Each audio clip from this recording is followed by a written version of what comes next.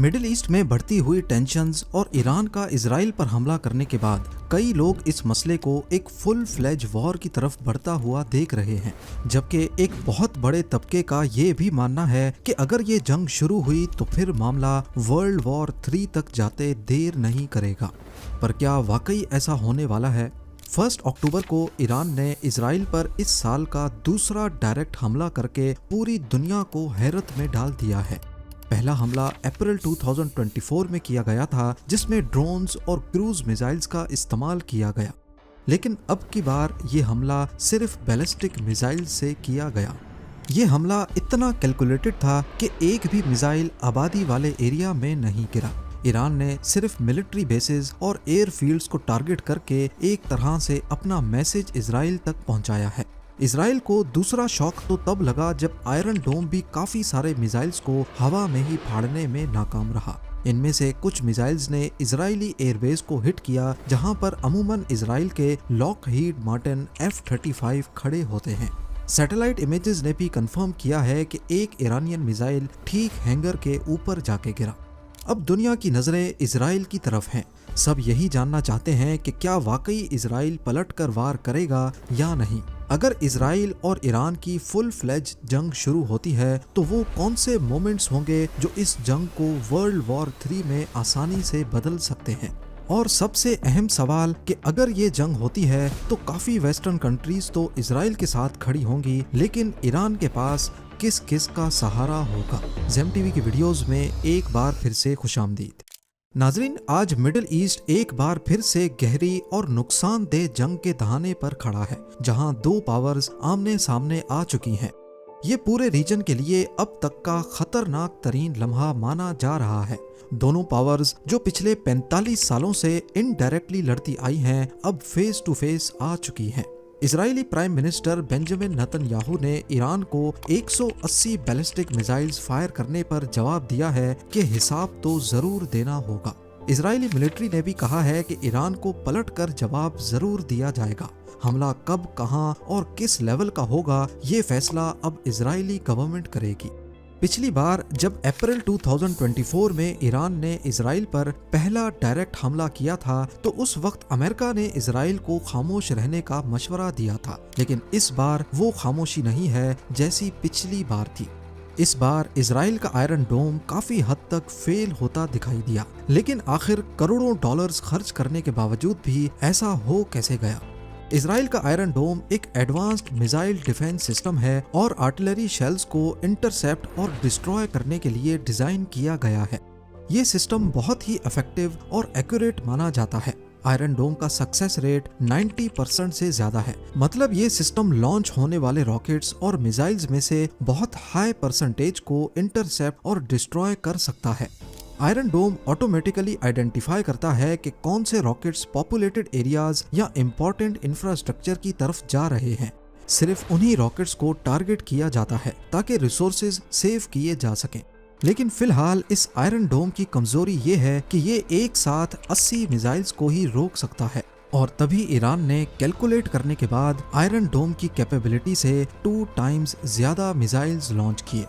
Israel की history में देखा जाए तो कोई भी एक ऐसा इवेंट नहीं मिलता जिस पर उन्होंने अपने ऊपर होने वाले हमले का जवाब ना दिया हो। इसीलिए ऐसा लगता है कि इस बार भी हमले का जवाब जरूर दिया जाएगा। इवन अप्रैल के अटैक्स के जवाब में भी इजराइल ने ईरान पर जवाबी कार्रवाई करते हुए इस्फहान की एयरबेस पर मिसाइल अटैक किया था, लेकिन वो ईरान के 170 ड्रोन्स और 30 क्रूज मिसाइल्स के जवाब में इतना छोटा था कि मीडिया पर इतना ज्यादा हाईलाइट नहीं हुआ। यहाँ तक के कई दिनों तक पता ही नहीं था कि ये हमला इजराइल ने किया है या किसी और ने। करंट सिनेरियो में इजरायली प्लानर्स ये बहस कर रहे होंगे कि ईरान पर कब और कहां नहीं बल्कि कितना सख्त वार करना है।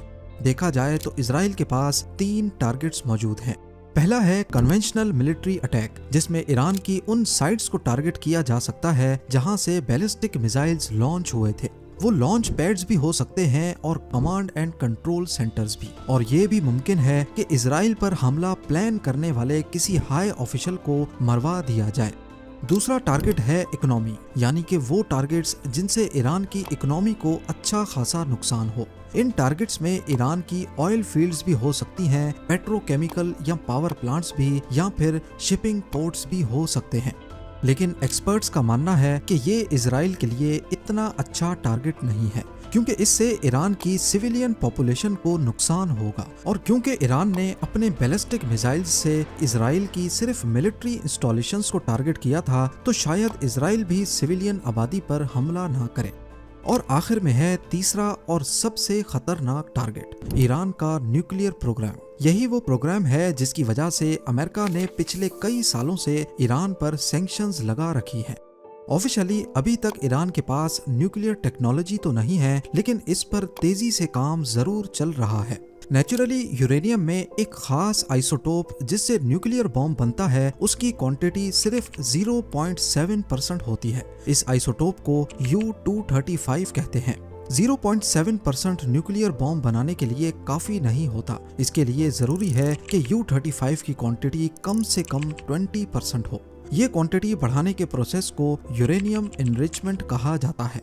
अमेरिका, इजराइल और कई मुल्कों का मानना है कि ईरान अपनी सीक्रेट न्यूक्लियर फैसिलिटीज में यूरेनियम को एनरिच कर रहा है, और वो अपने मकसद को पूरा करने के काफी करीब भी है, जिसके बाद वो एक न्यूक्लियर बॉम्ब बनाने में कामयाब हो जाएगा। उनका मानना है कि अगर ईरान के पास न्यूक्लियर बॉम्ब आ गया तो फिर वो दुनिया से अपनी मर्जी के फैसले भी करवाएगा। इजराइल इन न्यूक्लियर फैसिलिटीज को भी टारगेट कर सकता है, जहां ईरान कई सालों से यूरेनियम की एनरिचमेंट पर काम कर रहा है। ईरान के शहर नातांज में उनका सबसे बड़ा एनरिचमेंट प्लांट है। ये फैसिलिटी पहले भी कई बार सैंक्शंस और इंस्पेक्शंस का शिकार रही है। दूसरी फैसिलिटी जो सबसे ज्यादा खतरनाक मालूम होती है, वो यहाँ फोर्डो विलेज के करीब पहाड़ों के अंदर खुदाई करके बनाई गई है, जिसका मेन मकसद फैसिलिटी को एयर स्ट्राइक से बचाना है। लेकिन इन दोनों के अलावा ईरान में और भी कई न्यूक्लियर साइट्स हैं जो इजराइल के निशाने पर हो सकती हैं। ईरान पर हमला करना शायद इजराइल के लिए इतना बड़ा मसला ना हो, लेकिन उसके जो कॉन्सिक्वेंसेस होंगे वो ज्यादा खतरनाक हो सकते हैं। ईरान का कहना है कि इजराइल पर हमला करके उन्होंने बैरूत में हिजबुल्लाह के लीडर हसन नसरुल्लाह और तेहरान में हमास लीडर इस्माइल हैनिये की मौत का बदला ले लिया है, यानी अब हिसाब बराबर हो चुका है। ईरानियन प्रेसिडेंट मसूद पेज़ेश्कियान का कहना है कि ये जो हमने किया है ये हमारी सलाहियत की सिर्फ एक छोटी सी झलक है। अगर इजराइल की ज़ायोनिस्ट रेजिम ने हमें जवाब देने की कोशिश भी की तो फिर ईरान अनकन्वेंशनल तरीकों पर उतर आएगा। देखा जाए तो ईरान की मिलिट्री और एयरफोर्स दोनों इजराइल से काफ़ी कमज़ोर हैं, और उनका एयर डिफेंस सिस्टम भी इस काबिल नहीं है कि इजराइल के मिसाइल्स को रोक सके। और ये सब इस वजह से है क्योंकि ईरान कई सालों से इंटरनेशनल सैंक्शंस फेस कर रहा है। आसान अल्फाज में समझा जाए तो इंटरनेशनल सैंक्शंस किसी भी मुल्क को पनिश करने के लिए लगाई जाती हैं। ईरान के पास पूरी दुनिया के ऑयल रिजर्व्स का ऑलमोस्ट 10% हिस्सा है, जो इसको 4th पोजीशन पे खड़ा करता है। लेकिन सैंक्शंस लगने की वजह से ये अपना ऑयल सिर्फ लिमिटेड कंट्रीज को ही बेच सकता है। इसके अलावा international banking transactions Swift system के जरिए होती हैं, और इस स्विफ्ट सिस्टम में से भी ईरान को निकाला हुआ है, जिसकी वजह से यहाँ पैसे भेजना बहुत मुश्किल है। इन तमाम रिस्ट्रिक्शंस की वजह से ईरान की आर्मी इस काबिल नहीं है कि इजराइल का मुकाबला कर सके, और ना ही ईरान की इंटेलिजेंस एजेंसी मॉइस इतनी स्ट्रॉन्ग है कि इजराइल में कोई टारगेटेड ऑपरेशन प्लान कर सके, जैसे इजराइल की मुसाद ने लेबनान में पेजर अटैक किया था।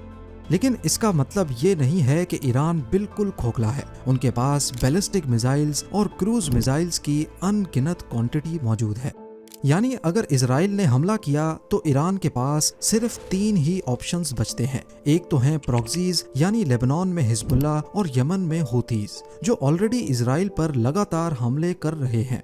दूसरा ऑप्शन है ईरान के बैलिस्टिक मिसाइल्स, जो हो सकता है इस बार ईरान इजराइल की लोकल पॉपुलेशन को टारगेट करने के लिए लॉन्च करे। और तीसरा ऑप्शन ऐसा है जो अगर ईरान ने इस्तेमाल किया तो ना सिर्फ इजराइल बल्कि दुनिया की बहुत सारी कंट्रीज अफेक्ट हो सकती हैं, और यही ऑप्शन इजराइल और अमेरिका के लिए खतरा बना हुआ है।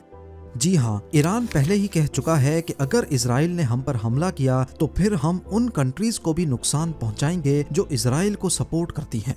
वो तीसरा ऑप्शन ये है कि ईरान की IRGC नेवी जो पर्शियन गल्फ में अपना होल्ड जमाए बैठी है, बेशक उनके पास छोटी ही सही लेकिन मिसाइल अटैक करने वाली शिप्स का बहुत बड़ा ग्रुप है। ये शिप्स डायरेक्टली अमेरिका के सपोर्टर्स बहरेन या सऊदी अरब पर हमला नहीं कर सकती, क्योंकि अमेरिका ने इस खतरे को नजर में रखते हुए पहले से ही बहरेन में अपनी नेवी की 5th फ्लीट वॉरशिप रखी हुई है। लेकिन ईरान की शिप्स स्ट्रेट ऑफ हॉर्मुज पर आसानी से माइंस डिप्लॉय कर सकती हैं और यही खतरा इजराइल और अमेरिका को खाए जा रहा है। स्ट्रेट ऑफ हॉर्मुज को ब्लॉक करने से पूरा पर्शियन गल्फ ब्लॉक हो जाएगा, जहां से दुनिया की 20% ऑयल सप्लाई गुजरती है। अगर ऐसा हो गया तो ईरान के साथ जंग शुरू करने का नुकसान पूरी दुनिया को उठाना पड़ सकता है। ईरान के साथ जंग शुरू करने का एक और खतरा भी है। मान लें कि अगर इजराइल, अमेरिका और उसके अलाइज ने चारों तरफ से ईरान पर हमला कर दिया और उसकी रिटेलिएट करने की सारी पॉसिबिलिटीज को रद्द कर दिया, तो फिर शुरू होगी खुल्लम खुल्ला जंग, और फिर ये जंग आम जंगों से काफी बड़े पैमाने पर होगी। अब इसमें रशिया को भी कूदना पड़ेगा और चाइना को भी, क्योंकि ये दोनों कंट्रीज ईरान की स्ट्रेटेजिक पार्टनर्स हैं। रशिया की बात की जाए तो सीरिया में ईरान और रशिया दोनों एक दूसरे को सपोर्ट करते हैं। हो सकता है अमेरिका के खिलाफ डायरेक्टली रशिया जंग ना लड़े, लेकिन ये ईरान को वेपन्स फराहम कर सकता है। पॉलिटिकल और डिप्लोमेटिक लेवल पे भी ईरान को सपोर्ट करेगा। इसी तरह चाइना भी ईरान का स्ट्रेटेजिक पार्टनर है, लेकिन डायरेक्टली मिलिट्री सपोर्ट चाइना भी नहीं देगा। हाँ, ये जरूर है कि चाइना ईरान को सपोर्ट करने के लिए उससे ऑयल खरीद सकता है, यूनाइटेड नेशंस में ईरान को सपोर्ट कर सकता है और USA पर प्रेशर भी डाल सकता है। नॉर्थ कोरिया भी ईरान का इनडायरेक्ट अलाई है, जो छुपकर ईरान को वेपन्स में सपोर्ट कर सकता है। तो अब हमारा मेन सवाल कि क्या इस कंडीशन में वर्ल्ड वॉर 3 स्टार्ट होने के चांसेस हैं या नहीं। वर्ल्ड वॉर ऐसी जंग को कहते हैं जिसमें दुनिया की बड़ी पावर्स जैसा कि USA, रशिया, यूरोप और चाइना आपस में लड़ पड़े, अपने अपने अलाइज समेत। लेकिन ईरान पर हमला करने की सूरत में ऐसा होना काफी मुश्किल तो है, लेकिन नामुमकिन नहीं। वर्ल्ड वॉर 1 और 2 में भी कई ऐसे केसेस देखे गए जिसमें एक कंट्री ने दूसरी कंट्री को सिर्फ सपोर्ट किया, लेकिन फिर भी वो वॉर में डायरेक्टली इन्वॉल्व हो गए।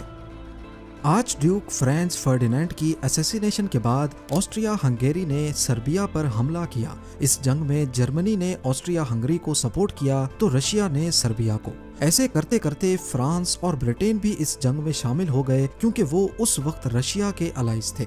इस तरह अलायंसेस के थ्रू वॉर का स्कोप बढ़ता चला गया और वर्ल्ड वॉर 1 शुरू हो गई। ऐसी ही एग्जांपल्स हमें वर्ल्ड वॉर 2 में भी मिलती हैं। जब जर्मनी ने यूरोप के मुल्कों पर हमले किए तो इटली ने उसकी मदद की। इस सपोर्ट की वजह से अलाइड पावर्स जैसे कि ब्रिटेन, फ्रांस और USA ने इटली को भी टारगेट करना शुरू कर दिया। बेशक उस वक्त तक इटली ने खुद कोई हमला नहीं किया था। जंग की सिचुएशन में कोई नहीं देखता कि अगले ने हमले की शुरुआत की है या नहीं। जैसे अभी इजराइल और ईरान के कॉन्फ्लिक्ट में अमेरिका दूर दूर से ही इजराइल की मदद कर रहा है, इसी तरह वर्ल्ड वॉर 2 में भी पहले अमेरिका खुद को जंग से अलग रखकर अपनी इकोनॉमी पे फोकस करना चाह रहा था। लेकिन फिर एक वाकया हुआ जिसकी वजह से अमेरिका ना चाहते हुए भी जंग में कूद पड़ा। ये जापान का पर्ल हार्बर अटैक था, जिस पर जेम टीवी की ये डिटेल वीडियो भी आप देख सकते हैं। इसका लिंक डिस्क्रिप्शन में मौजूद है।